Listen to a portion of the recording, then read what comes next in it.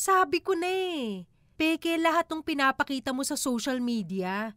Naka-private lang pala yung picture niyong pamilya. Ang saya! I-talk to Papa na! Meron na tayong makakasama sa kabilang linya. Sino yan? Na si Mira. Ano ko, ito ay anak ni Mira. Perena. Ay, Pirena. Oo, ayan. Sa mga Encantadix, tama ba? Yes, mga Ayan. Encantadix. Ang problema daw niya ay tungkol sa parents niya. Hala, anong meron sa parents na yan? So, tingnan natin. Nasa kabilang linya na si Mira. Si Mira. Hello, Mira. Hello po, good morning po. Good morning. Magpapakilala lang kami sa iyo, Mira. Ako si Lady Gracia. At ako si Papa Johan at Mira. Lahat na mapag-uusapan natin dito sa Talk to Papa ay maaari natin ma-upload sa iba't ibang digital platform at social media accounts ng Barangay LS. Okay lang sa'yo? Okay lang po. Alright, sige Mira, nabanggit mo dito na tungkol sa parents mo. Yung problema. Yes po. Oh, so Mira, ano ba? Tungkol saan ba yung problema sa iyong magulang? I-talk to Papa na. Ano po, pero hindi ko lang kung saan magsisimula po. Pero siguro po doon na lang sa yung punot umpisa. Like, broken family po kasi kami. Oh, broken family. So, ilang taon ka nung nag-start na magkahiwala yung parents mo? Sabi po nila, 3 or 4 years old ako nung naghiwala yung parents namin. Wala po kasi akong idea talaga. Ay, wala. So, ilan kayo magkakapatid? Sa una po, 4. 4. Sa una 4. Tapos opo, sa side po ng mama ko, nagkaroon siya ng bagong pamilya. Meron po siyang 3 anak. Eh, yung tatay mo? Yung tatay ko po, meron din po siyang mga anak, pero hindi ko po kilala. Hindi ka kilala. Pero, so, ibig sabihin ba nito ay sa nanay ka lumaki? Hindi po. Sa side po ng father ko, sa lola ko po. Sa lola, hindi napunta doon sa mismong father. So, yung tatay mo nung time na yun, kasi hindi mo kilala yung mga kapatid mo doon, no? Hindi na rin nagpakita sa'yo. Hindi na po. Up until nung nag-20 po ako, doon ko po nakilala yung sa side ng parents, ng father ko. Ay, hala. Tapos yung sa side naman po, sa side po ng mother ko, nakilala ko sila nung 13 years old ako. Okay, medyo may isip ka na talaga ng sarili mo noon. Pero ang tagal-tagal nun. So, nanay naman yun ng tatay mo, yung lola mo, diba? Pero bakit hindi niya nagawang magparamdam man lang, magpadala? Diba dapat may connection sila sa isa't isa? Ano daw nangyari? Ang alam ko po, nagsisustento raw po si Papa. Pero hindi po consistent. Kumbaga, kung kailan lang niya gusto, or kung kailan magsasabi sa kanya yung lola ko na kailangan niya ng pera ng tulong, saka lang po nagpapadala yung papa ko. Ay, pero yung talagang dumalaw sa birthday mo, o di naman kaya po. Wala talaga? Grabe yun, ha? Ano po? As in, saan daw siya nagpunta noon ng mga times na hindi siya nagpaparamdam? Nasa Maynila po. May bago po kasi siyang asawa that time. Pero saan yung probinsya mo noon? Saan kayo nakatira noon nung time na yan? Sa Bicol po. Sa Bicol. Okay. Malayo. Inisip siguro, malayo kasi syempre mahal ang plane ticket, mahal ang barko, o matagal yung oras yung pagbaylan, di ba? Grabe. Pero grabe naman yun. Sabi mo, ilang taon ka nung time na nakita mo na ulit si tatay mo? Ang papa ko po, nakita ko po ulit siya, 18 years old ako. 18 years old. Opo. Tapos yung nanay mo, nung time na yon, nung nasa poder ka ng lola mo, ano naman yung ambag niya? Wala rin po eh. Hindi ko po sila kilala. Wala man lang yung padala? Kahit yung nanay mo hindi nagpapadala? Wala po. Ay, hala. Grabe naman. Paano yung yung mga kapatid mo? Naghiwa-hiwalay ba kayo nung time na yon? Kasi ikaw napunta sa lola mo, di ba? Paano yung mga kapatid mo? Sa amin, 4 po kami magkakapatid. Bali, lahat po kami nasa lola ko. Yung naalala ko lang po, nandun lang po kami sa bahay ng lola ko. Lola ko lang po yung bumubuhay sa amin kasi naglalaba siya, nagdadamo siya, yung mga ganun po sa probinsya. Doon na po siya kumukuha ng So, pero at least magkakasama kayo ng mga kapatid mo, di ba? Magkakasama po kami. Pero nung nandun po kami sa side ng lola ko, hindi po siya ganun kadali. para Bakit? sa amin. Kasi po yung lola ko is sobrang tapang na po. Sobrang, ulit? Sobrang tapang? Tapang? Sobrang tapang. Paano siya nagiging matapang? Siguro po yung mga trauma ko ngayon, masasabi ko sa kanya kung naranasan lahat. Ganun. Bakit? Oh, Anong nangyari naku, mga dyan? kabarangay. Sa Grabe. lola daw niya naranasan yung trauma. Ano yung mga pinaggagawa ng lola na yan? Yun ang dapat nating malaman kung paano nangyari ang nagkaroon siya ng trauma na Sobra yan. daw tapang. Nasasaktan kaya siya physically? Bali, ano po kasi yun eh. Sobrang higpit po ni Lola to the point na every time na magkakaroon kami ng kasalanan,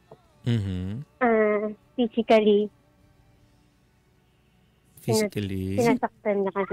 Oh no, sinasaktan. Pero teka, yung iba kasi, yung mga sanay tayo sa pagdidisiplina, papaluin tayo pag may nagawa tayong mali.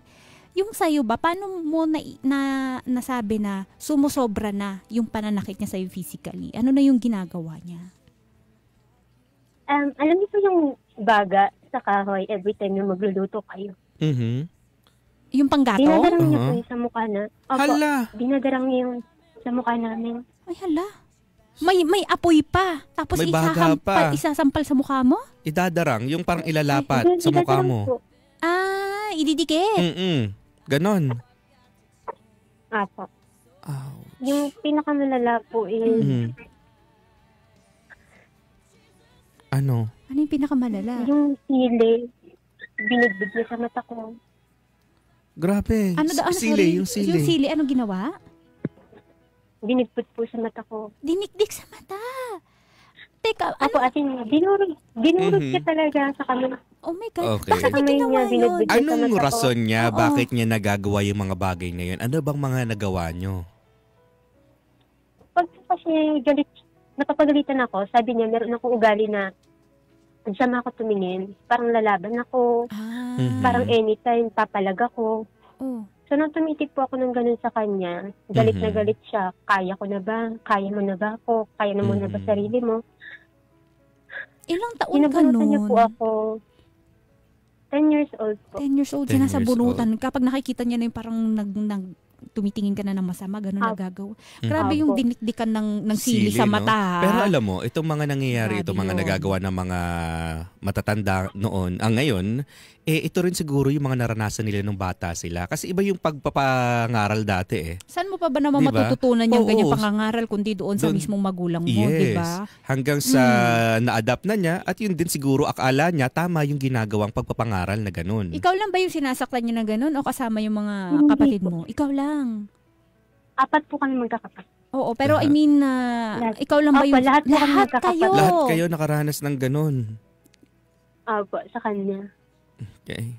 Parang ano no, Dahil hirap po ng nung- gumalaw. Oh. Nabulag po ako doon. Nabulag ka? Opo. Yung isang mata po, bulag na siya, hindi na siya nakakakita. Oh my Kasi God. siguro, yun po talaga yung hint ko, naisip ko na siguro kasi ng bata ako, binibura ng sili. And then, nung grade 3 ako, meron ng time sa school na pinagtatawanan na ako kasi hindi na ako nakakaano ng maayos, nakakaaninag. Grabe. Pero ito, nung sinasabi mo na hindi ka na masyadong nakakaaninag, nasabi mo ba sa lola mo or may napagsabihan ka man lang ba na may problema na yung mata mo nun? Hindi po. Kasi that time po, nung siguro mga ilang buwan po lumipas, nung nangyari yon, nung na lumalabo na po yung paningin ko, that time po, nawala po yung si Lola, umuwi po siya ng Manila. Sinong nag-alaga sa inyo Nag-stay noon? siya sa Manila. Kami na po magkakapatid, tinitignan kami ng mga tiya namin, ganyan. Tapos parang papakainin lang kayo, tapos aalis na rin sila, gano'n, tapos bahala na kayo sa bahay. Opo, Ay, hala. ganun. Teka, ikaw ba yung panganay sa Wala inyong na. magkakapatid?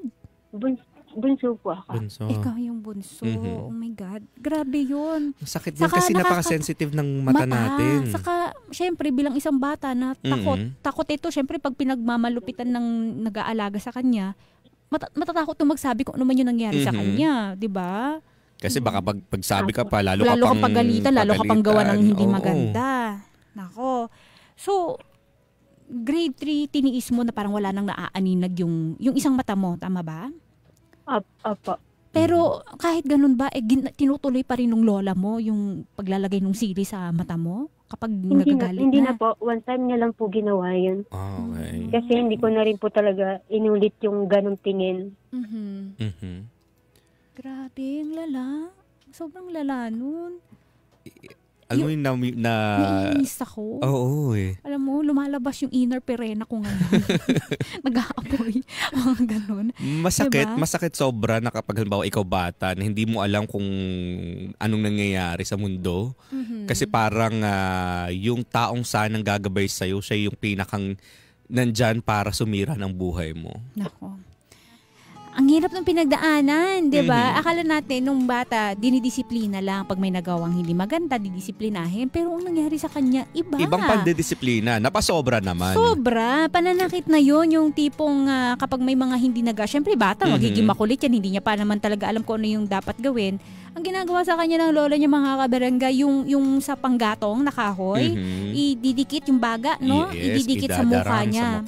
Tapos, yung minsan pa, isang beses na ginawa ng lola niya, yung sili dinikdik sa kamay. Dahil lang daw tapos sa nilagay kasi nga daw umiirap-irap.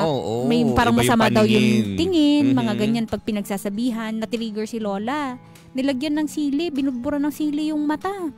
Yun yung dahilan kung bakit ngayon nabulag na siya. Yung isang mata niya. Yung isang mata. Kasi dati na parang nanlalabo na.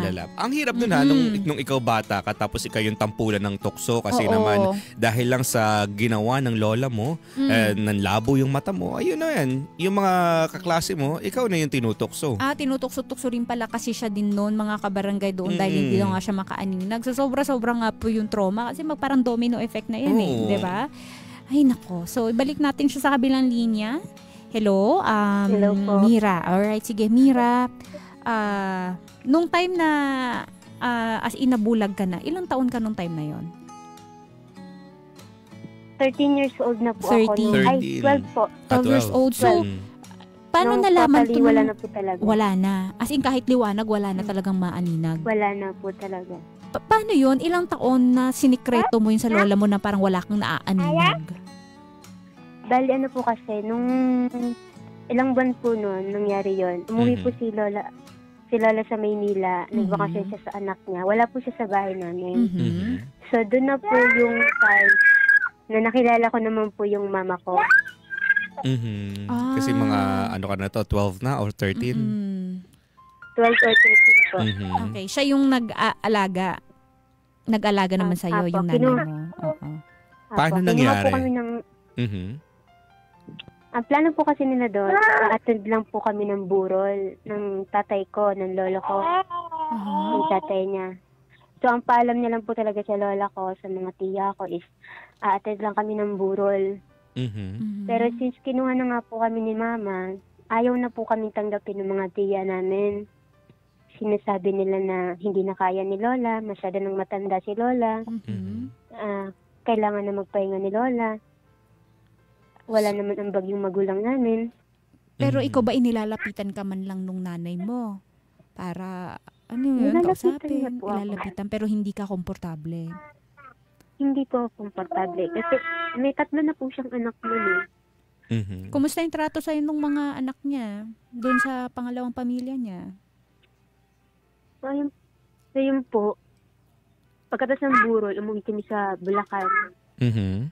Tumira kami kasama yung stepfather ko, 3 kong kapatid. Pero hindi rin po naging madali doon. Hala, bakit? Anong nangyari? Kasi yun nga po, pinag-aral naman po kami ng mama ko habang nagtatrabaho siya bilang katulong. Kasama ko yung 3 kong kapatid. Pero ilang buwan lang po, umalis din po yung panganay namin tsaka yung pangalawa naming kapatid kasi hindi po nila kaya. Paano hindi kaya? Nakasama sa isang bahay. Anong nangyari? Bakit hindi kaya? Lagi po sila nag-aaway. Hindi nila gusto yung mga kapatid namin, yung stepfather namin. So umalis po silang dalawa, iniwanan kami ng isa ko pang kapatid. Sa side ng mama ko. Hindi Okay. siya pinigilan nung nanay mo na nung time umalis? Si mama po ang gusto magpaalis. Si mama mo Parang mismo. pinalis na rin. Mayos na lang kayo, ganun. Ilang taon sila Opo, nun? Ilang taon yung mga kapatid mo nun? Si ate po, ano na si ate nun, mga nasa 20 na eh. Mhm. So, kaya naman na daw po nila. Mhm. Tapos yung isa, Nasa 20 na rin po. Mga Mhm. nasa 25 si ate nun, 23.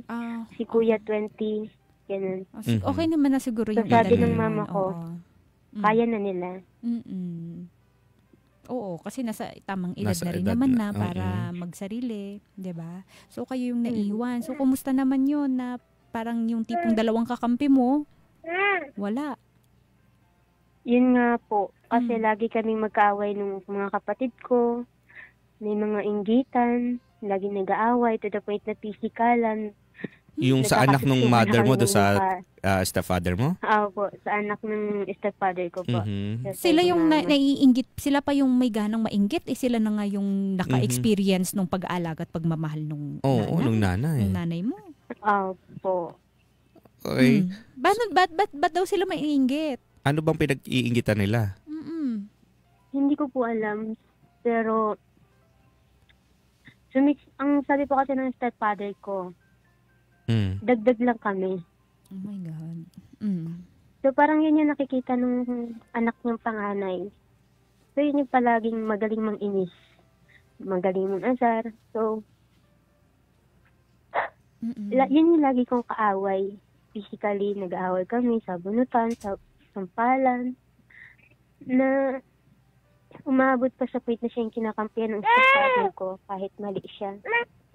Sasabihin kasi anak niya yun eh. Anak niya, syempre Yun yung kakampihan niya yun. kakampihan Bilang niya isang yun. tatay na protector, ang anak niya talagang matik ang kakampihan niya kahit mali, 'di ba?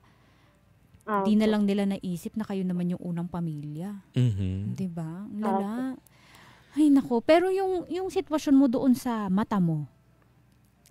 Nasabi mo ba sa nanay mo naman, ang lalabo yung mata ko, parang may problema? Nakita ko ni mama yun agad. Mhm. Pero wala po siyang ginawa. Paano Kasi wala nakita? raw po Meron siya bang pera. kumbaga namumuti na yung pupil mo? Namumuti na po siya. Parang katarata po siya. Katarata. Tapos wala siyang ginawa? Hanggang wala po siyang ginawa. Hindi man lang nag-worry na, bakit ganito yung mata ng anak ko? Walang ganon? Wala po akong maalala na nag-alala siya. Siguro hindi mo lang talaga agad-agad naramdaman. Siguro nag-alala din pero wala lang talagang ginawang action para mapatingnan ka man lang Kasi ganyan. mata na yun eh. Mm-mm. Kahit kung magpapakita ng concern yung nanay, papa-hospital niya kasi Papa-check up. ibang mata eh. Mm-mm. 'Di ba? Yung iba, mapapalagpas pa yung balat pag merong kati-kati ganyan, 'di ba? O remedyohan natin ng ganito. Pero yung sa mata, wala lang talagang pakialam. Parang wala lang talagang pakialam. Hindi po nila ako napacheck up. Walang ganun. Actually, 25 Saka hindi ka rin nagsabi years sa old kanila nung time na yun na, yung mata ko kasi nanlalabo na, parang wala na akong Alam maaninag. po nila. Alam pa rin nila, pero wala Kasi talaga. po, nung nasa Bulacan po ako, meron pong parang medical mission. Nagsabi ako sa kanya kasi gusto akong tulungan. Gusto akong dalhin sa Makati ba yun? Pero ayaw niya kasi estudyante daw yun. Pag-aaralan lang, eksperimento, baka mas mapasama ka pa. So, nawala po yung chances na mapatingin. Ano ba naman yun? 'Di ba? Parang yun yung pagkakataon mo kahit nasabihin nating mga estudyante yan, guided naman yan ng mga teachers nila. Hindi naman basta-bastang gagalawin kung ano man yung dapat galawin. Nang walang naka-standby na mga doktor o 'di ba? Grabe. Opo. Meron po yun ng Kasi po pagka-graduate ko po ng elementary, hindi na po ako nag-aral ng high school agad. Nagtrabaho po ako bilang katulong. Kasama ka niya? Hindi po. Iba po, mas malayong lugar po kasi sa kanya stay in. Ilang taon ka nung nangatulong ka? 14 po, Ang 15. bata mo pa. Pinayagan ka ng nanay mo na magtrabaho sa ganong edad? Opo. Grabe Pinayagan naman. niyo po ako. Grabe, no? Actually, sahod ko po sa kanya napupunta kasi bata pa raw ako. Wow. Hindi naman pwede yun. Kapal ng pagmumukha, Wala ha? So, ang nangyayari, kumakain ka lang doon, tapos yung sahod napupunta lahat sa kanya, as in walang natitira sa'yo? Opo. Paano yun? Stay in ka ba dun sa pinagtatrabahuan mo nun? Stay in po ako. Every time na sumasahod po ako, pinapadala ko po sa kanila. Meron din po mga times na kapag hindi po ako nakakapagpadala, pinupuntahan nila ako doon sa trabaho ko. Grabe, ang kapal. Para kunin lang? Grabe ha. Paano yung buhay mo nun? Kumusta yung pangangatulong mo? Yung sa pangangatulong ko, okay naman po siya. Sobrang, hindi po ako nahirapan. Kasi yung mga naging amo ko po, dalawa lang silang mag-asawa matanda. Sobrang bait po nila. Nag-offer din po sila sa akin na ipache-check up nila yung mata ko. And then? Pero ang kapalit po nun, magtatrabaho ako sa kanila. Tapos wala nang bayad. Ko po yun sa Tapos parang hindi ka na sinasahuran. Oh. So, tapos? Opo. Sinabi ko po yun kay mama. Kunento ko sa kanya na ganito yung amo ko. Gusto ko ipagamot. Yung sahod ko, ganyan. Hindi na ako makakapagbigay. So, hindi pumayag si mama. Hala. Grabe, mas inuna pa yung pera, no? Kakabuisit. Kaysa yung kapakanan mo talaga. Anong katangahan yun, Nay? Diba? Ito na yung chance na magamot yung mata ng anak mo na dapat obligasyon mo. Mas okay pa sana na kung humiwalay ka na talaga doon sa mother mo na wala kayong connection. Alam mo yun, kung uso lang yung binablock, talagang hindi ko napaparamdam pag ganun. Pero noong time na to, Mira, may naaaninag ka pa o totally wala na? Wala na po talaga. Siguro na sobrahan na yung na yung katarata doon sa buong pupil. Wala nang chance yung pag ganun no?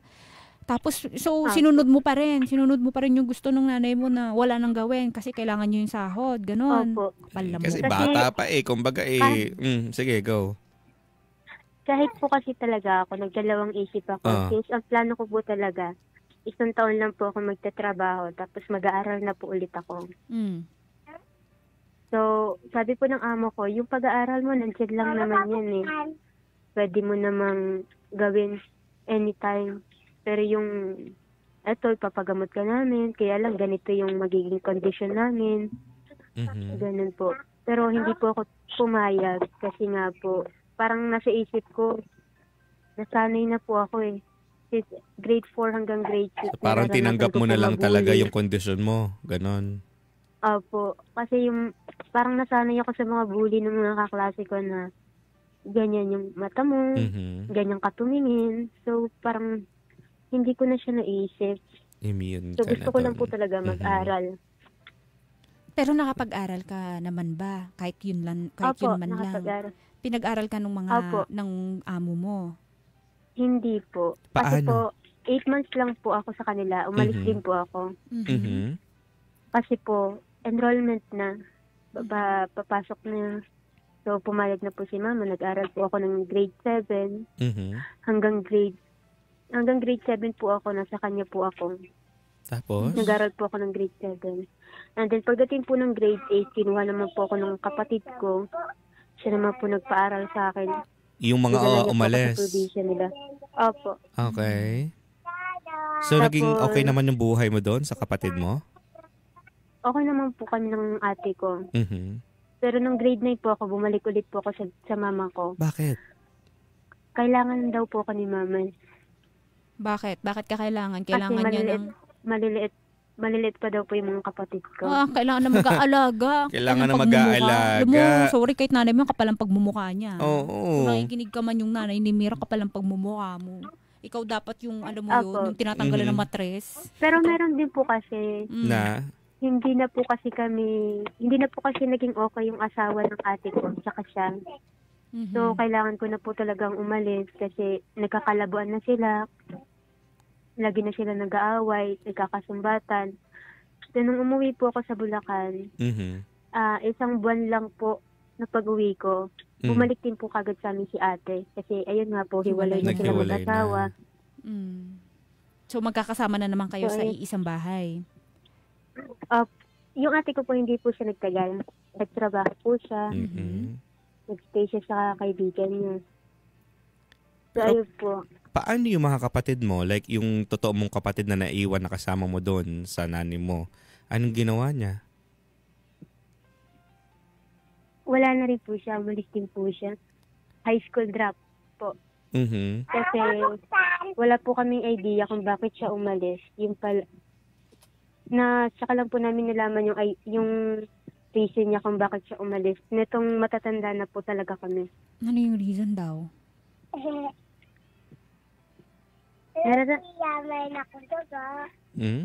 Minamanyak po siya ng stepfather ko. Oh my God. Grabe. Sobrang lala na mga kabarangay.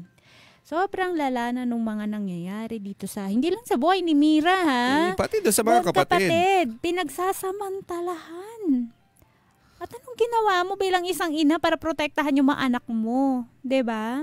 Gets natin na hindi siya lumaki sa poder mo kaya siguro wala kayong koneksyon sa isa't isa. Pero nanay ka pa din, 'di ba? Walang pakialam. Walang pakialam. Yun lang yun, walang pakialam. Merong ng mga chances para maipagamot, maipatingin yung mata nitong si Mira. Walang ginawa. Ito pa kayang dun sa isang kapatid niya na pinagsasamantalahan na, no? Stepfather. Wala, makasarili ang nanay na yan. Sobrang makasarili. Hindi ko alam na may ganitong klaseng mga nanay na nag-i-exist talaga sa mundong ito. Kasi matik sa ating pagnanay, yes, may mga times na matatapang talaga sila. Dahil siguro pagod talaga sila. Pero yung aabot sa punto na ganito, nakakayaan mo na mapahamak yung mga anak mo. Hindi nyo nalaman yung dahilan ng kapatid mo nun kung bakit siya umalis. Ilang taon siya nung time na umalis? Mga nasa 18 po. 18 years old. Tapos, hindi niya sinabi sa inyo bakit siya umalis? Hindi po. Wala po kaming idea. Parang nasa isip lang po namin is nagre-rebelde siya kasi may mga barkada. So, kailan ko lang po namin na-realize na, kaya pala siya ganito kasi ganun. Pero sabi niya naman po sa amin, hindi naman siya nagalaw. Wala namang nangyari. Pero yung mga hawak, yung mga pagkatangka, yun po yung naranasan. Buti na lang. Buti na nga lang at walang nangyari talaga na. Sa kabilang sa babae, mararamdaman mo pag may mali yun. Kasi yung instinct namin na alam namin na may gusto iba na sa amin, di ba? Buti na lang. Yun na lang yung pagpasalamat na buti na lang hindi umabot sa ganun. Yes. Ano pang mga sumunod na nangyari, Mira? So yun po, yung nandun po ako sa side ng mama ko is nag-abroad po siya. Working abroad siya. Tapos? Sa kanya po iniwan yung kapatid ko. Tatlo po kami. Ako po ang nagluluto. Naghahatid, nagsusundo. Tapos papasok ako sa school. Kasi half day lang po ang pasok namin. So naasikaso ko po sila. Okay. Up until 1 month po si mama.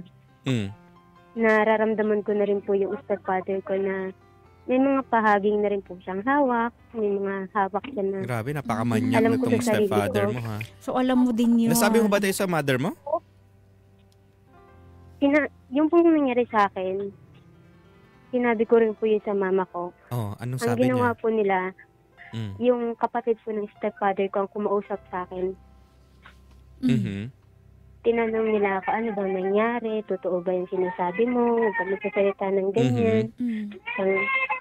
Ganun. So, ang nangyari po, so, ayun, nasa abroad po si mama, wala siyang magawa. Nag-ano na rin po ako, umalis na rin po ako sa side ng stepfather ko. Stepfather, umalis ka na. Okay, kasi kaysa naman may mangyari pa sa'yo na hindi maganda, di ba? Pinayagan ka naman. Wala na po silang nagawa kasi umalis na po ako eh. Hindi mo na ipinaalam na pag-alis mo. Ng bahay. Okay. Saan ka tumuloy nun? Sa kaibigan ko po. So, naging okay naman ba yung... Doon po ko tumira. Okay naman ba? Kumusta naman doon?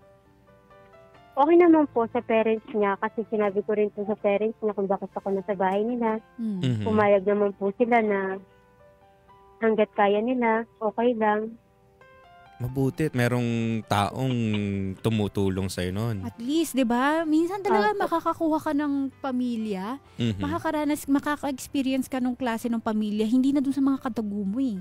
Kasi minsan may mga kadugo tayo na sila pa yung gumagawa ng hindi maganda sa atin, di ba? Yes, feeling, merong pagkakataon na feeling mo mas pamilya pa yung hindi mo talaga kadugo. Totoo, di ba? So, paano naman yon? So, naging maayos naman sila, dun ka na tumira, nagtrabaho ka na din, naging okay sa'yo?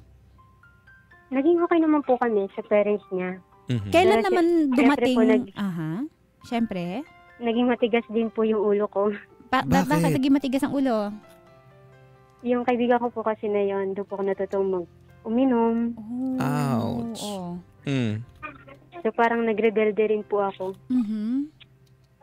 And then, pinaalis din po nila ako kasi hindi raw po nila kaya yung ganun.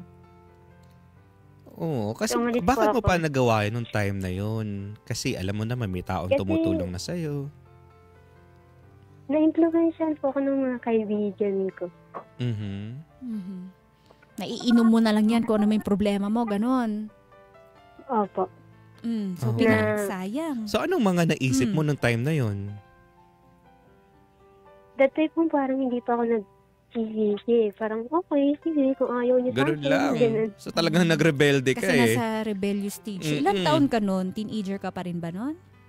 18 na po ako. So, nung pinalayas ka, saan ka tumuloy? Umuwi po ako sa papa ko. Ayun na. Doon na pumasok umuwi na ang doon sa tatay. So, sa pag-uwi mo doon sa tatay mo, kumusta naman? Tinanggap ka ba niya? Saka paano mo nalaman? Kasi ang tagal mong walang connection sa tatay mo, di ba? Paano mo na-contact itong father mo? Yung, ko po, si ate po. Si ate binigay mo? niya po sa akin yung number ng stepmother ko sa papa ko. And then yung stepmother ko po yung nakakausap ko na gusto ko nang umuwi. Wala na akong matitirahan. Walang pera, walang pagkain. So sabi yung stepmother ko po, nagpadala siya ng pamasahe, umuwi siya sa ganitong lugar. Wow. So umuwi naman po ako. So okay naman po. Mabait po yung stepmother ko hanggang ngayon. Sobrang bait niya po. So, kumusta naman nung, syempre, first time mong makikita yung tatay mo. Kumusta naman yung pagkakakilala niyong dalawa nun? Yun po, yung first time po namin nagkita, hindi ganun ka-okay kasi nagtataka siya kasi nga po, unang tanong niya sa akin, ano nangyari? Bakit ganyan yung mata mo? Kasi halata na po talaga siya. Kita na po talaga. So, hindi siya naging okay. Tapos, ayun po, hanggang sa pinag-aral nila ako, grade 10, pinag-aral po nila ako. Nasabi mo sa kanya yung dahilan kung bakit nagkaganon yung mata mo? Nakwento mo na dahil yun sa lola mo? Anong sabi ng father mo, ng papa mo nun? Sabi niya, wala na tayong magagawa. Ayan na, nangyari na. Ganyan na eh. Ganun na lang sa kanila, wala na. Tinanggap na lang. Pero naging okay naman yung panunuluyan mo doon sa iyong tatay at sa stepmother mo? Nung una po, okay naman po kami kasi nag-aaral po ako.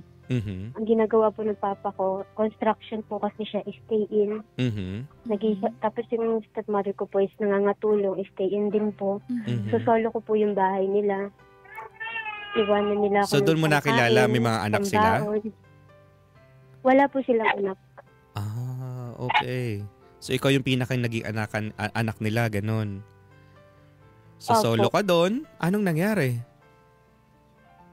So yun, ayos naman po, nag-aaral naman po kami. Nag-aaral naman po ako. Sabi mo kanina okay nung una, di ba? Pero, paano una lang, anong nangyari kasunod nun? Ano na po yun? Yung time na po yun, yung nagkaroon na po ako ng boyfriend. Ay, yan na nga po mga kapuso. Paano? Bakit hindi nagustuhan ng tatay mo at ng stepmother mo itong pakikipag-boyfriend mo? Nasa tamang edad ka naman na nun. Yung papa ko lang po ang hindi naging okay kasi dumating na po ako sa point na yung pagre-rebelde ko, dala ko pa rin sa kanya. Hindi ako umuwi ng maaga. Lagi, pagkagaling ng school, dapat gusto niya diretso ako sa bahay pero hindi po ganun na nangyayari. Bakit nga ba? Matanong ko lang sa'yo, Mira, bakit ganun na lamang yung mga ginagawa mo? Okay na sana, nagkakaroon ka na sana ng magandang buhay, pero bakit umaabot pa rin sa pagre-rebelde? Ngayon ko lang rin po na-realize kasi siguro po parang na-overwhelm ako kasi may boyfriend ako, may tumanggap sa akin. So, parang gusto ko yung pakiramdam na lagi kang may kasama. Kasi nung time na nun, solo ka lang dun sa bahay, wala yung mga magulang mo. Opo. Tapos yung dumating, yung boyfriend ko po kasi talaga, Siya yung madalas mong kasama. Opo, nasa bahay po nila ako palagi. Tanggap ako ng nanay niya, ng pamangkin niya, ng mga kapatid niya. Yun kasi yung epekto. Pag wala po ako sa bahay, Oo. pag wala po ako sa bahay, nandun po ako sa bahay nila. So, yun kasi yung epekto Yun kasi yung epekto. Ito yung mga kabarangay natin. Yun yung epekto kapag doon sa pamilya mo, doon sa mga magulang mo, kapag neglected ka, kapag hindi ka nabibigyan ng enough na pagmamahal, atensyon, pag-aalaga, kapag may magpapakita sa'yo kahit konting kabutihan, madali kang ma-fall, tapos ma-attach ka doon. Diba? Parang papaikuti mo na yung buhay mo doon. Kasi doon ka nagiging masaya eh. Oo, kasi at least merong isang tao na magpapakita sa'yo ng kakaiba na mahal kay di ka iiwan. Diba? Yun yung mga, parents, makinig po kayo ha. Para man lang maintindihan ninyo na hindi nyo dapat papabayaan yung mga anak ninyo dahil pag hindi kayo nagbibigay ng pagmamahal sa kanila at atensyon, sa ibang tao nila nakukuha yan. And worse, baka i-manipulate pa sila ng mga mapili nilang tao. So, Mira, okay naman yung boyfriend mo? Hindi ka naman nagkaroon ng problema dito? Maayos naman ba siya? Hindi siya toxic? Hindi naman po. Hindi naman. Pero Hindi ayaw po. lang talaga Actually, asawa mo na siya ngayon. Okay. So, natanggap din eventually nung tatay mo. Yun po kasi wala na po siyang nagawa kasi nabuntis na po ako. Ilan taon ka na nabuntis ka, dear? 20 na po. 20 years 20 na. old. Okay, 20 years old nung nabuntis. So, kinuha ka na nung boyfriend mo na ito. Apo. Okay. Na, nagbumukod na po kami. Nangupahan po kami sa sariling bahay. So, kumusta naman ang pagsasama? Yung pagsasama po namin mag-asawa, okay naman po siya, hindi po. Kahit buntis po ako, parang hindi ko po naramdaman. Kasi pandemic po that time eh. Kasi wala siyang trabaho. So, paano buhay na noon? Hindi kami nakakalabas. Yung parents niya po. Sila yung bumubuhay sa inyo noon? Opo. Yung asawa ko po kasi nag-sideline din siya sa mga tito niya para makasurvive kami araw-araw. Wow. So yung po nakasurvive naman po kami through pandemic. Ayan. At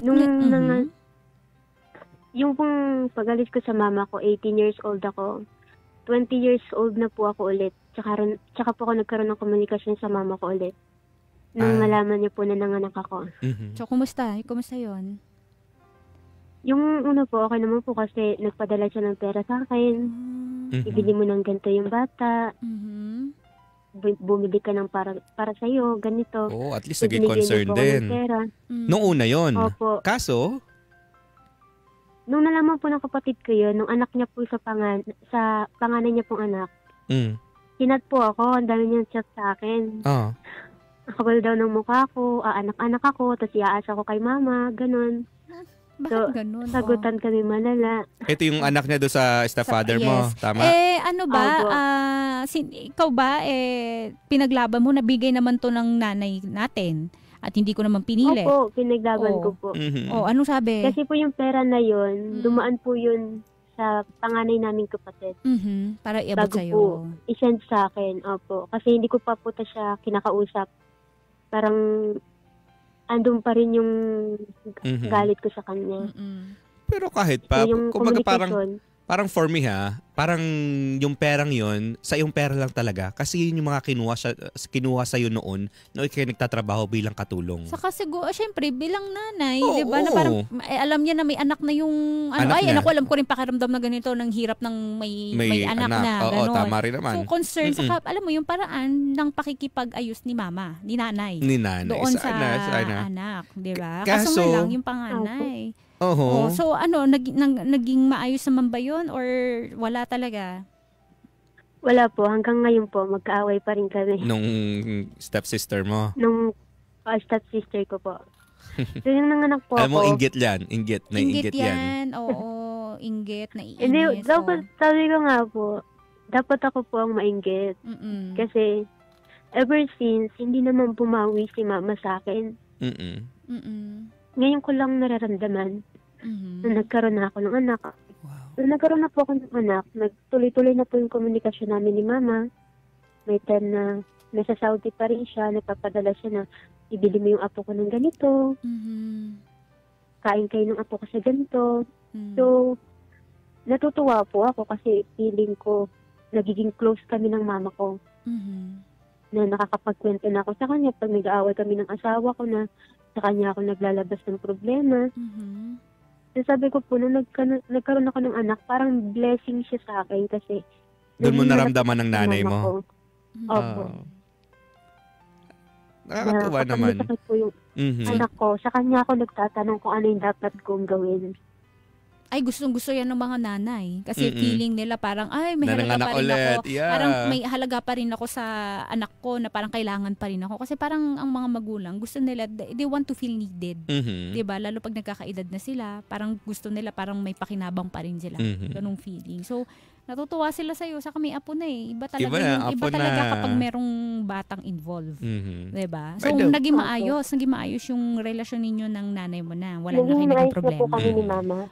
Okay. By the way, matanong ko lang, kinasal ba kayo nung asawa mo? Hindi po. Hindi pa. May mga dapat pa ba kaming malaman na hindi magagandang nangyari? Ito na yung pinaka-problema ko ngayon. Nako, eto na nga. Anyari dyan? Kasi po, di po ba na, okay na, bumabawi na po si mama. Tapos, last year po, nagbakasyon si mama kasi Saudi. Nagbakasyon po siya ng ilang month. Pumawi po siya, reunion, kami magkapatid. Kapatid ko sa kanya. So, masaya. And then, one day, pagkaalis niya, pabalik sa Saudi is, nawala naman yung isa niyang anak. Yung pangalawa niya.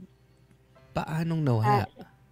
Last year po, may bagyo po, July, month of July. Naghahanap kami, hinahanap namin kung nasan siya, pinost namin siya sa Facebook na missing siya, sa mga timeline namin, sa mga group sa Facebook. Tapos? Akala namin, ano nangyari sa kanya. And then, nagparamdam na lang siya ng isang buwan. Sabi niya, okay lang siya, nagtatrabaho. So, akala namin, okay na. Nagtatrabaho siya, okay, buhay mo yan. So, tuloy-tuloy, okay yung relasyon ko sa mama ko. Up until nagkaroon ako ng problema sa in-laws ko. Nagsabi ako sa mama ko na gusto kong umuwi sa amin. Gusto ko huminga, nakakapagod. Paano ka nagkaroon ng problema sa in-laws mo? Ano bang nangyari?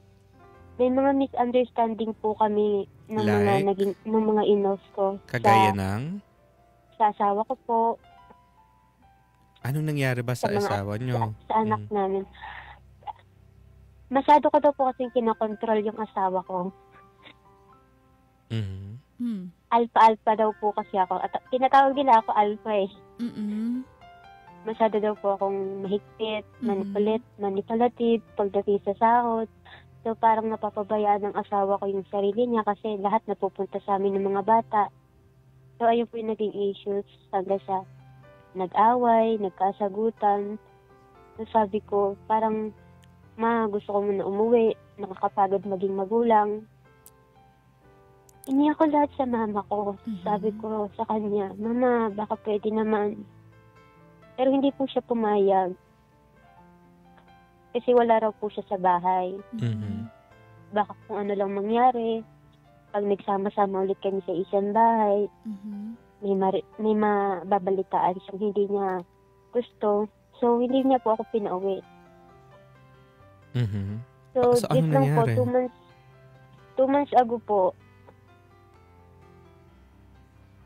2 months ago po, may memories na dumaan sa Facebook ko, which is yung paghahanap ko dun sa kapatid ko.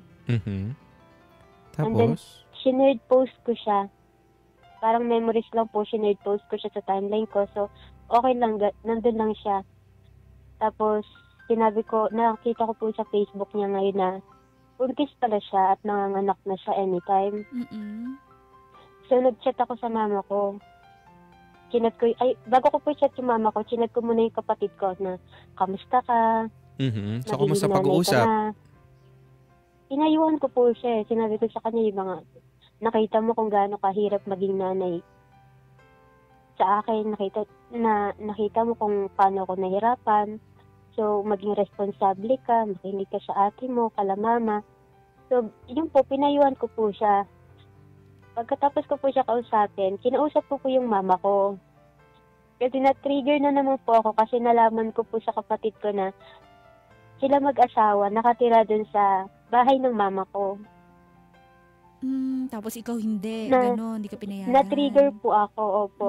Chinat ko yung mama ko na, bakit sa ganito? Okay lang sa'yo. Nasa bahay mo, pati yung asawa, walang trabaho, pa-sideline lang, nasa bahay mo. Tapos ako nung kinilangan kita, hindi mo ako pinapauwi. Kasi ang dami mong reason. So nagalit ako sa mama ko na parang binalik ko po sa kanya yung sisi kung bakit ako nabulag, bakit ako nag-asawa ng maaga. So nagkasagutan po kami ng mama ko at sinabi niya sa akin is, masyado na daw po akong naiinggit. Iwasan ko raw po yung pagiging inggitera ko kasi hindi na maganda. So sabi ko sa kanya, may valid naman siguro akong reason para mainggit.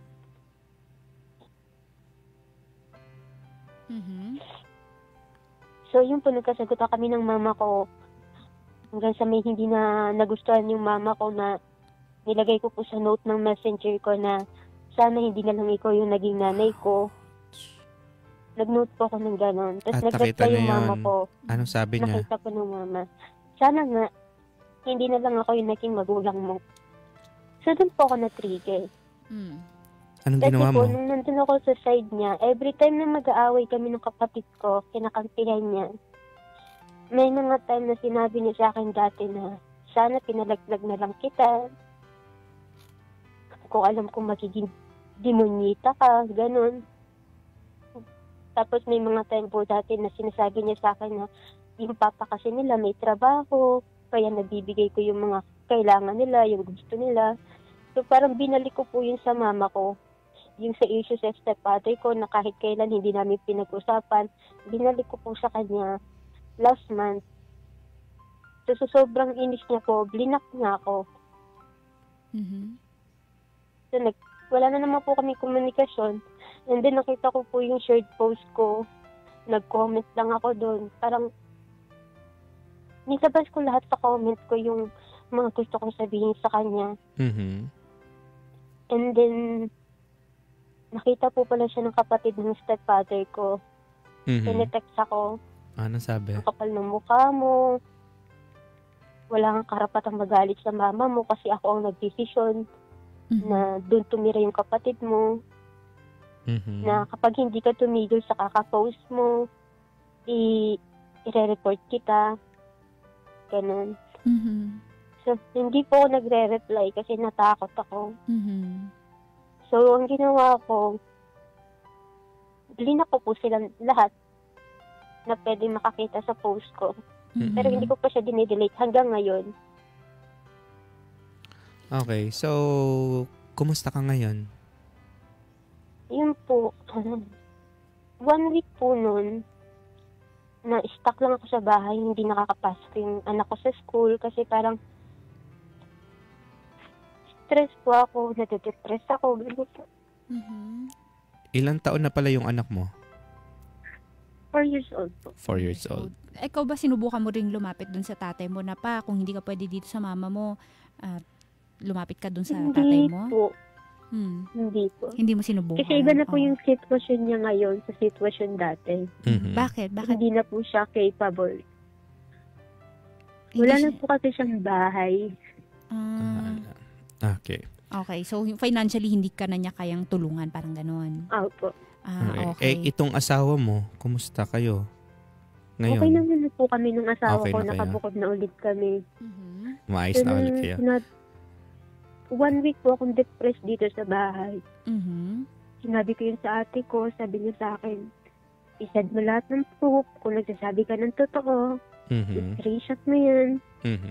So, lahat po pinakita ko sa kanya. Sabi ng ate ko, one day, uupo rin tayo sa isang upuan. Pag-uusapan natin lahat ng bagay.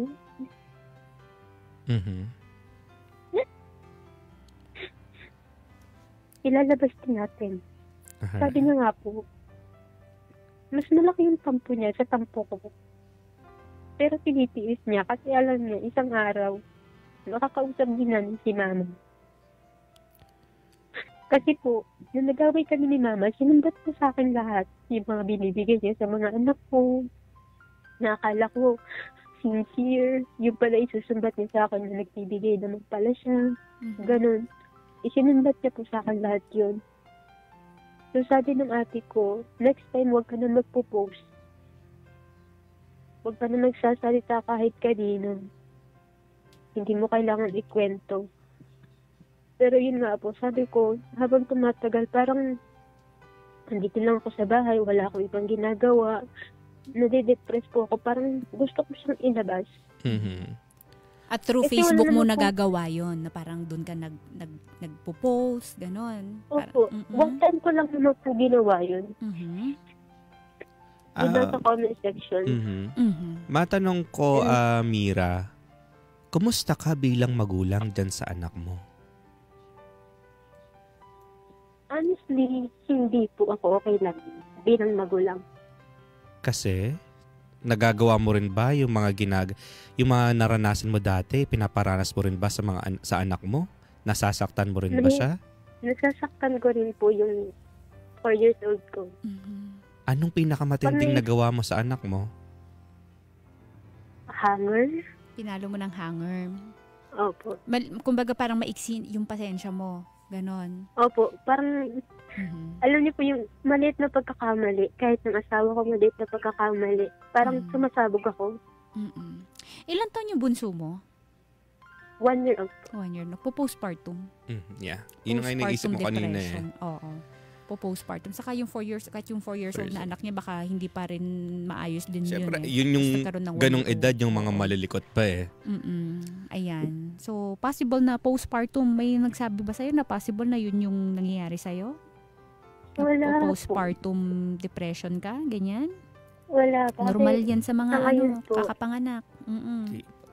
Sana maipaliwanag natin, Gracia, yung ano ba itong postpartum na ito? Kasi yung iba, iniisip nila, kaya nga, di ba, marami yung nagiging single mom, nagkakahiwalay sila nung nagkaroon ng baby. Kasi nga, parang hindi maintindihan ng asawang lalaki, bakit ganun yung bakit ganun na parang ang iksi ng pasensya, masungit, nadidepress, ganun. So, hindi nakakayanan nung lalaki.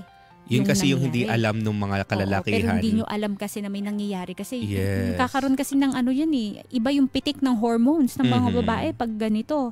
Saka yung nararamdaman mo valid, yun yung nararamdaman mo na nadidepress ka, normal yan. Ang mga babae po kasi, mga kapuso, mga kabarangay, yung postpartum na itong tinatawag natin, yung kapag nanganak yung isang tao, isang babae, makalipas ang ilang buwan o ilang taon, doon nagtitrigger yung parang mabilis silang magalit. Yung iba nga kahit umaabot ng 4 na taon o 5 taon yung anak nila, ganun. Yes. Meron pa ding kung may bakas pa din. So ang hirap lang din kasi talaga. Ako, isang bilang sa babae ako wala pa akong anak, pero pag yung hormones ko, iba yung pitik eh. How much more tong mga nanay? Ng anak. Diba? So, ano ba yung gusto mong itanong sa amin ngayon, Mira? Yun nga po, yung tungkol sa nanay ko. Kaya ko na po ba? Na? Pwede, sa sarili kong sitwasyon, kaya ko na rin po bang i-let go na may nanay pa. So gusto mo na siya totally talagang burado na siya sa buhay mo, parang ganon. Ayaw mo na, parang inaano mo na, hindi na tinatakwil na kita bilang isang nanay, ganun ba? Parang ganon. Opo, parang ikaw tanungin kita muna bago natin tanungin yung mga kabarangay. Ano bang nararamdaman mo? Gusto mo na ba talagang itakwil ang magulang mo? Namimiss ko po kasi yung mama ko. Pero wala naman na talaga point na magkakaayos ka. Humingi ka na ba sa kanya ng tawad? Nakablock. Nakablock ka sa kanya? Nakablock ka pa? Nakablock yung nanay mo? Nakablock po ako sa mama ko. Nakablock ka sa nanay mo. Ilang buwan na to nung nakakalipas nung nagkaroon ka ng problema? 2 months ago? 2 months ago. 2 months ago. Okay. Sige. Mamaya sasagutin ng mga kabarangay natin at magbibigay sila ng pampalakas din ng loob mo. Okay? kung ano man yung dapat mo gawin. Naiintindihan namin na ikaw ay nasasaktan sa pagkakataon na ito dahil syempre parang feeling mo mag-isa ka na lang, mga gano'n, ang hirap ng kalagayan mo, may isa kang anak, 'di ba? Parang hindi mo alam kung kanino ka tatakbo at umaasa ka na sa nanay mo, siya yung magliligtas sa'yo. Okay? Mahirap yung sitwasyon mo, iyak mo lang yan dyan, pakinggan mo at check mo sa Facebook Live natin kung ano yung mga komento ng mga bida-bida natin, ha? Okay ba? Diyan ka lang, kapit ka lang. Ayan po mga kabarangay, si Mira. Babalikan natin siya ang inyong advice. Alright mga kapuso, mga kabarangay, ano po masasabi nyo sa naging kwento ng ating bida na si Mira? Ito, ang sabi ni Sadness, hello Mira, sana mahanap mo sa puso mo ang pagpapatawad. Hindi man naging maayos ang mga magulang mo sa iyo, sana meron pa din tayo sa puso natin na magpatawad. Subukan mo po na isuko sa Diyos ang lahat ng bigat ng iyong pinagdaraanan. At alam natin nagagaan ang iyong pakiramdam pag nasubukan mo iyan. Isuko mo sa Diyos, then hinga ka lang at huwag kang bumitaw sa Diyos at huwag mong isipin ang galit. Isipin mo ang maging magaan ang pakiramdam mo, lalo na ngayon. Ayan, ito kay Richie Napulan, para sa mag-focus sa kanyang asawa at anak ngayon at lagi magdasal kay Lord sa mga problema niya. Kay Jaja De Paron, let go muna. Mas magaan if makawalan ang mga taong nagbigay ng pasakit o mawala siguro mga taong nagbigay ng pasakit at trauma sa mga taong di marunong magpahalaga. Okay, skip ko yan, hindi ko naintindihan. Kay Bernadette Minato, sorry. Okay. Ibang klase din, Mira, yung nanay mo kasi may kasabihan nga, ang anak matitiis ang magulang pero magulang hindi matitiis ang anak. Hindi naman sa tinuturoan kita na itakwil ang nanay mo, pero ganun na nga ang ipinakita mo. Pinakita mo na, kaya kahit wala siya, kumapit ka na lang sa Diyos. Yun na lang yung payo ko sa'yo. Ito sabi ni Rufa May. Sa kabila man ang nangyayari sa iyo, lagi mo na lang panghawakan ang karanasan na yon. Dahil ngayong pamilyado ka na, yun ang gawin mong inspirasyon para maging maayos ang pamumuhay mo ngayon, lalo na't may mga anak ka na. At huwag kang magtatakwil ng magulang dahil isa yan sa kasalanan sa Diyos. Kung may mali man siyang nagawa, kahit baliktarin man ang mundo, nanay mo pa din siya. At lagi mo lang isipin na may mga nararamdaman mong hinanakit sa nanay mo, di mo gagawin yan sa anak mo. Magpakatatag ka. Yan, si Karen Oganilo o Oginalo, Oganinola. Ayan, ang daming puot na nasa puso mo, te. Gawin mo kaya, patawarin mo ang mga magulang mo dahil sa nangyari sa'yo simula bata ka pa.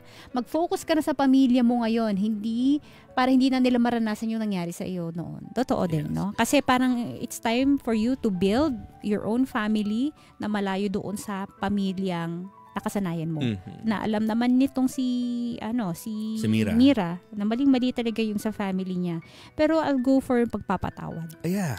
Kasi ito ay ginagawa mo para sa sarili mo Kasi ang bigat sa puso kapag galit ka lagi.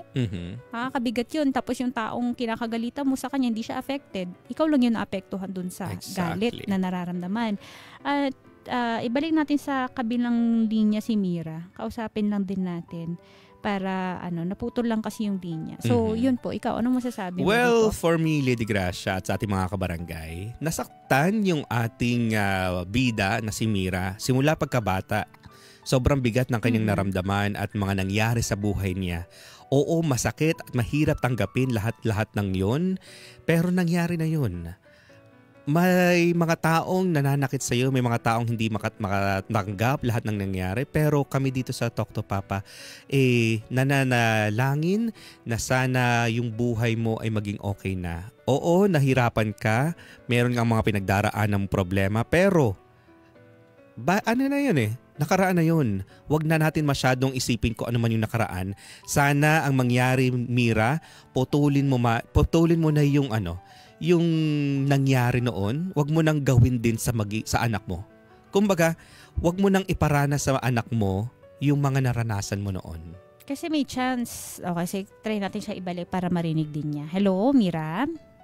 Hello po. Ayan. So, nabanggit kanina dito ni Papa Yon na kung ano man yung na-experience mo daw doon sa pamilya mo dati, wag mo na ipa-experience sa pamilya mo ngayon sa mga anak mo. Di ba nagsisimula ka na rin mamalo ng iyong anak? Ayan. So, maging aware ka doon sa actions mo. Na alam mo naman kung ano yung mga nangyaring hindi magaganda sa'yo nung bata ka. At masakit yon para sa'yo bilang isang bata. Yes. So, isipin mo na lang din na ganun din yung na-experience ng anak mo kung magiging kagaya ka nung mga nagpalaki sa'yo noon. Diba? Tama? Okay? Opo. Kasi yung nangyayari sa'yo, dear, ay postpartum depression. Okay? Sana narinig mo naman yung mga binanggit natin tungkol dito. Opo. Ayan. So, talagang madidepress ka talaga. Lalo't ang daming pagbabago sa katawan mo, sa pera, sa financial, lahat. Ganun. So, normal na nangyayari yan sa'yo. At ang kailangan mo dyan, mga taong makakaunawa dun sa sitwasyon mo. At saka, Mira, sana maunawaan mo yung nangyayari sa'yo ngayon, di ba? At saka wag kang magdidesisyon, wag kang gagawa ng isang bagay na hindi mo talaga totally pinag-isipan. Kasi pag pinangunahan natin ng galit, puot, inggit, walang mangyayari kundi kasamaan. Diba? So ito, Mira, pinaka-practical na masasabi ko sa'yo ngayon para mapaglabanan mo yung depression na, yung postpartum depression na nararanasan mo ngayon, kasi for sure pipitik ka talaga. Kahit sabihin natin na wag kang magiging emosyonal. Hindi kasi ganun yun. Hindi siya makakapag-decide nun yung katawan niya. So dapat mong gawin, Mira, ito ay base na lang din dito sa konting kaalaman na meron ako tungkol dito sa postpartum depression. Try mong lumabas-labas ng bahay. Lakad-lakad ka. Okay? Importante na gumagalaw-galaw ka kasi kung nakakulong ka, 'di ba sabi mo nakakulong ka dun sa bahay mo. Nakakulong ka, 1 week ka na, mas nadi-depress kasi yung taong ganyan. Yes. Magpa-araw ka. Magpa-araw ka tuwing umaga, isabay mo yun dun sa anak mo. Kailangan natin ng araw. Okay? Malakas ang araw, vitamin D yan Malakas makahatak na magandang mood yan pag nagpapa-araw tayo. Pa-araw ka. Lumakad-lakad ka. Kahit 30 minutes lang everyday, itatry mo yon. Kung gusto mo, isama mo yung mga anak mo. Yun ang mas maganda. Ibabanding ninyo para mas maintindihan mo din yung mga anak mo. Kumain ka ng sapat, ng tama, mag-vitamins ka. Okay? At try mong kumausap dun sa mga kaibigan mo, kakilala mo. Lalo na yung mga katulad mo na may anak na. Para kasi alam nila, naiintindihan nila yung nangyayari sa'yo. Okay? Isa pa rin. Sa mga group sa Facebook yung mga tungkol sa mga nanay, i-check mo yung mga group na pwede mo salihan sa Facebook na kung saan nag-uusap-usap yung mga nanay na merong, kasi kayo lang din talaga magkakaintindihan Kasi pare-pares kayo ng nararamdaman. So sumali ka doon para magkaroon ka ng ibang tao na nakakausap kasi nakakabaliw talaga yan na mag-isa mo lang dyan. At saka sana kung magawa mo itong mga sinasabi ni Lady Gracia, sana magawa mo rin na makausap ng mahinahon itong iyong asawa, ipaintindi mo sa kanya kung anong nararamdaman mo, kung anong nangyayari sa'yo. Kasi baka hindi ka lang niya naiintindihan, kaya kayo nag-aaway. Okay? Kasi yung mga may edad natin, yung mga magulang natin, hindi pa sila ganun ka-aware talaga dito sa postpartum depression. 'Di ba? So, ito yung start. Sana maging aware ka na dito. Pwede ka mag-search sa internet para alam mo kung ano yung gagawin mo. Pero, wag mo kakalimutan maglakad-lakad, exercise. Lumapit ka dun sa may nature, may mga puno o kung saan man. Importante magpa-araw ka, labas-labas ka sa bahay mo. Kahit wala ka, di mo naman kailangan yung gumastos Yung paglalakad lang, libre naman yun. Yes. So, nakakawala ng nakakabawas ng nararamdaman mo, saka nakakapag-isip-isip ka. Exactly. At walking Mira, is therapy. Yes, okay? yes, tama yan. At Mira, para naman doon sa iyong katanungan, kung itatakwil mo ang iyong magulang, ang iyong ina, sa tingin ko, para sa akin, hindi. Diba? Dumating sa punto na napabayaan ka at dumating din sa punto na naramdaman mo yung pagiging ina niya. Dumating man sa punto ngayon na magkagalit kayo, nakablock ka, marapat lamang na sana kayo ay magpatawaran. Kasi kung hindi kayo magpapatawad sa isa't isa, patuloy na mangyayari sa inyong buhay ay may galit sa puso nyo. Humingi kang tawad, gumawa ka ng paraan na mapatawad mo yung sarili mo at mapatawad mo yung mga magulang mo at mapatawad mo lahat ng taong nakagawa ng masama sa'yo. Isa ngayon, baka kasi yung sinasabi mo, itatakwil ko na ba yung nanay ko? Baka naiintindihan namin na sobrang lala din talaga ng mga nangyari sa'yo. Pinabayaan ka talaga dati. Okay? Yun sigurado kami. Pinabayaan ka talaga dati kasi hindi ka naman mapupunta sa lola mo kung inalagaan talaga kayo. Okay? At naiintindihan namin yung sobrang sakit na nararamdaman mo kung nakakaramdam ka man din talaga ng inggit. Okay? Kasi nga, gusto mong maranasan kung ano man yung pinaranas niya na pagmamahal at atensyon doon sa mga kapatid mo. At hindi mo yun kasi naranasan. Kaya normal na makakaramdam ka talaga ng inggit. Pero hindi pwedeng yan yung palagi natin mararamdaman. Yes, hindi lagi. Hindi sana lagi. Tapos, ganito ang gawin mo. Ngayon, wag mo munang kausapin. para mas madali ang pagpapatawad sa'yo, huwag mo muna kontakin si nanay mo siguro sa ngayon. Palipasin mo muna. Kailangan lumilipas muna yung emosyon natin na masyadong mataas. Exactly, yeah. Okay, mag-focus ka ngayon dyan sa dapat mong gawin sa postpartum depression mo. May mga health center, okay, na pwede mo lapitan para makausap mo tungkol dito sa postpartum depression. Pinakamalapit na health center dyan sa barangay ninyo. At pag dumating yung panahon na feeling mo, pakiramdam mo, okay ka na, magaan na yung pakiramdam mo, saka mo gawin yung mga bagay. Kasi alam ko, darating yung panahon na maiisip mo lahat-lahat ng mga mali at tamang nagawa mo. Pag dumating na yung tamang panahon na magaan na yung sa pakiramdam mo, doon mo lapitan yung mga taong pakiramdam mo, dapat na nandyan sa katabi mo. Okay? Okay, yun lang yung gagawin mo, ha? Sa ngayon, huwag mong pilitin yung sarili mo. Siyempre, ngayon, normal, magtatakwil talaga tayo kapag galit na galit tayo. Ayaw, naka naman kay kaibigan, kahit kailan. Ay, nako, kahit magkaano na tayo, putulin na natin connection natin. Mataas kasi yung emosyon mo ngayon. Kasi emosyon natin, pero hindi yan yung dapat nating gawing paraan para magdesisyon ngayon. Palipasin mo lang muna. For sure, magkakaayos pa rin naman kayo. Pero dapat alam mo na yung limitasyon, ha? Alam mo na yung limitasyon na dapat huwag ka na magpapaabuso sa kanila. O huwag mo nang hahayaan na gumawa sila ng hindi maganda sa'yo. Wala kang ibang dapat aasahan kundi sarili mo ngayon. Okay? Kasi may mga anak ka na umaasa din sa'yo. Gusto nila ng healthy, masaya, at maayos na nanay. Ibigay mo yun sa kanila. Hindi mo man naranasan yun sa'yo noon, iparanas mo yun sa kanila ngayon. Ha? Okay ba, Mira? Okay. So, Mira, ngayon, nakikinig nanay mo, anong gusto mo sabihin sa kanya?